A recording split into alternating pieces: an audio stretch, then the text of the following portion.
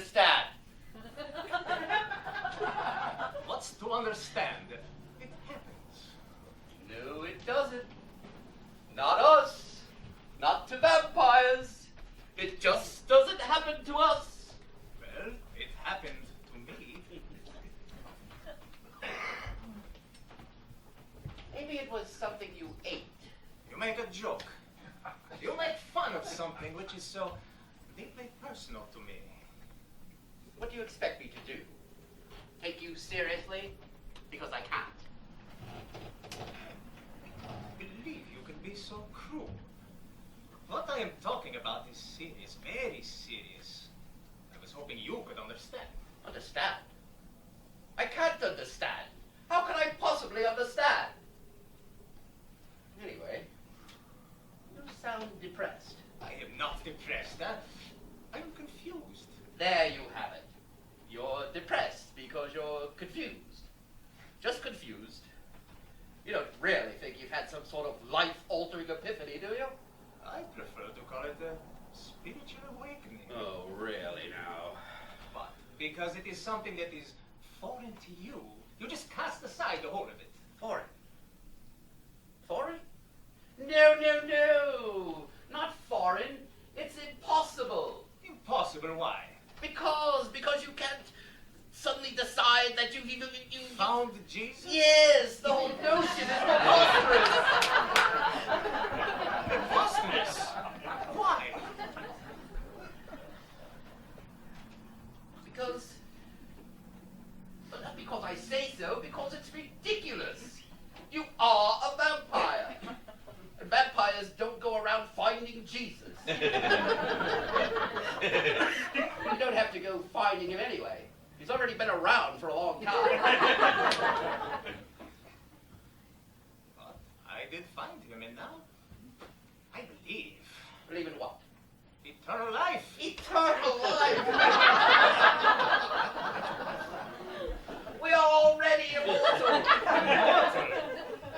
You go tell that to Jacques Montague.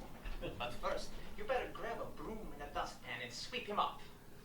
Or no, better yet, a vacuum cleaner. Then you tell him, hey Jacques, you're immortal, my friend. You'll live on forever. Last I heard, he was doing the time in an hourglass in Mordovia. Yes, I heard that too. But it's Moldova, not Mordovia. Moldova? Really? See, I always thought it was Mordovia. I always get those two confused. I used to live there. But no matter. You see Jacques Montague. You tell him, hey, Jacques, you're immortal, my friend. And turn the hourglass over and watch him pour down through that little tiny hole. Immortal. Jacques was careless. Careless? But in the last 1,000 years, I've seen a lot of careless friends. Poof! And then just dust in the wind. We've all had close calls. You're not kidding. You see that? That was a close call. And careless. Careless my zoot. You don't get to hang around for 1,000 years by being careless, my friend. A little more to the right and poof, dust. You know, nowadays with these television shows and TV series and comic books. That's why they don't believe in us. It's all sparkly fun now. You laugh, but remember, he who laughs last gets the stick from some smart ass who's figured this out. You really think I haven't already considered that possibility? I'm sure you have. I'm sure we all have.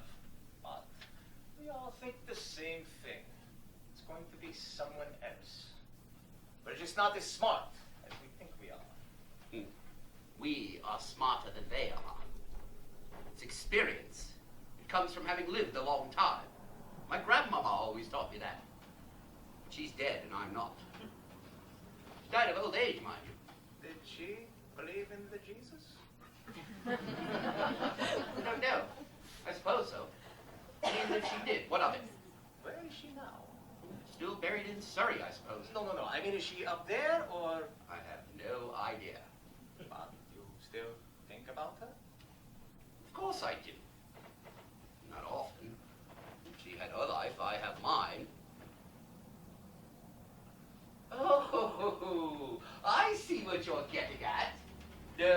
hasn't visited me or anything like that. There's nothing to prove by her. But still, I will stick with the Jesus. By the way, how did your change of heart, Spiritual awakening. transformational moment come about? I mean, what even caused you to consider it?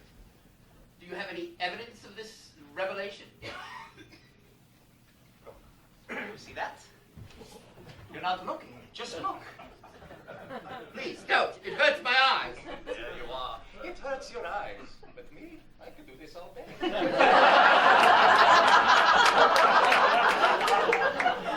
your eyes. Now that means something. Stop already. The minute I'm beginning to see something in your eyes. It looks like fear. I'm not afraid. I'm puzzled, that's all, but not afraid. It frightens you, I think. I frighten you just because I can do this. Stop! It frightens you. It frightens you. You even turn away. How could you ignore this? I think it's just a fluke. A fluke. You refuse to see the obvious. You're even turning away. But still, I understand why you are afraid. Stressed. Distressed. But still, I understand. You know, the life of the vampire is not very complicated. We eat, we sleep, we collect wives. Wives. Yes. In 200 years, I've acquired 6. And they're out there roaming around somewhere. How many wives do you have? Mine or someone else's? Not as many as I used to. Poof, dust. That's what distresses me. I may not have loved all of them, but we got along. And even still, poof, dust. You know, it makes one think. I've been around for 1,000 years. And most of my friends are dead. You know? Boo. Dust. Yes, I know. Lately, I've been thinking a lot about sex. Pardon me? And children. Children? Ah, I suppose you mean babies? babies. Oh, you can't be serious. I am very serious. But we have the children of the night. Ah, the wolves constantly howling at the moon and chasing after lost travelers. Yes, and bats flapping about. It's just not satisfying. I want my name to be carried on. I want the little Ivanco running around. So go name a wolf Ivanco. Dignify that with a response. A wolf named Ivanco. Why not? You can throw a stick, play catch. When he comes dashing back, you can scratch him behind the ears.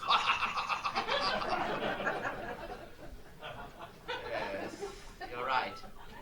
There is something odd about that. But children? I don't know. But I do understand about the sex bit.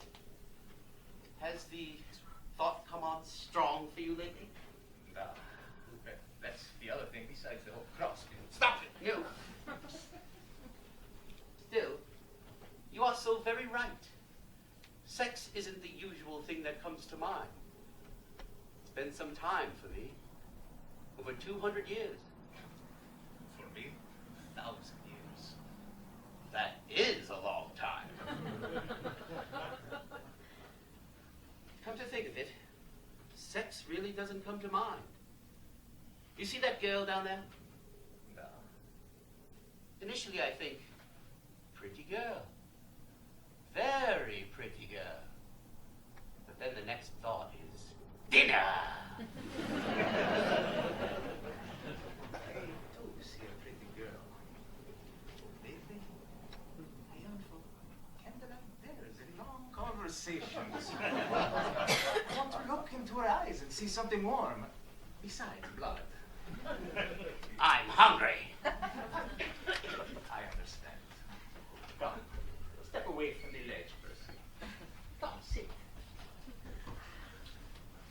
I know. You do realize that this thing of yours does complicate our relationship. Da. But I say, it would be nice to have a glass of wine instead of using a bottle of Beaujolais as a prop for some unsuspecting fool. It is good to drink wine. What? You've had a glass of wine? Da. Recently? Da. Was it good? Da. Was it very good? Da. You bastard! Was it really very good, or are you just having me on? No, it was very, very good. Well, that does it. You're certainly not the man I knew. Da. This does complicate things, all right. Da.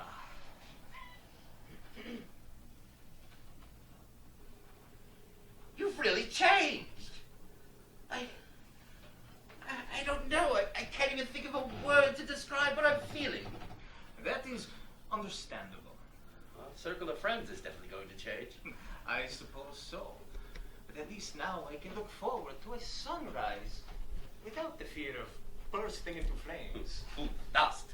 Yes. You're not going to turn into one of those reformers, are you? Cross in one hand, stake in the other? I am not even considering such a thing. Yeah. I was the one who had to bring it up, right? It's not going to turn into some torturous moral conundrum where you just have to stake me to stop thinking about it. I am not considering anything like that. I am only pondering my own spiritual journey. Say, would you care to hear more about my mystical revelations? Not really. But you do have your new life of wine, women, and the Gregorian chant, no doubt. Well, then I guess there is not much left for us to discuss at the moment. I'm still hungry. Would you like to, for old time's sake, pop off the roof and have a quick bite? I believe at the moment that would be in very poor taste. I thought so, but I figured I had to ask anyway. Oh, well then, I must fly. You fly, my friend. For me, there is a strong possibility I will hit the sidewalk. I will take the stairs. All right then. Goodbye, my friend.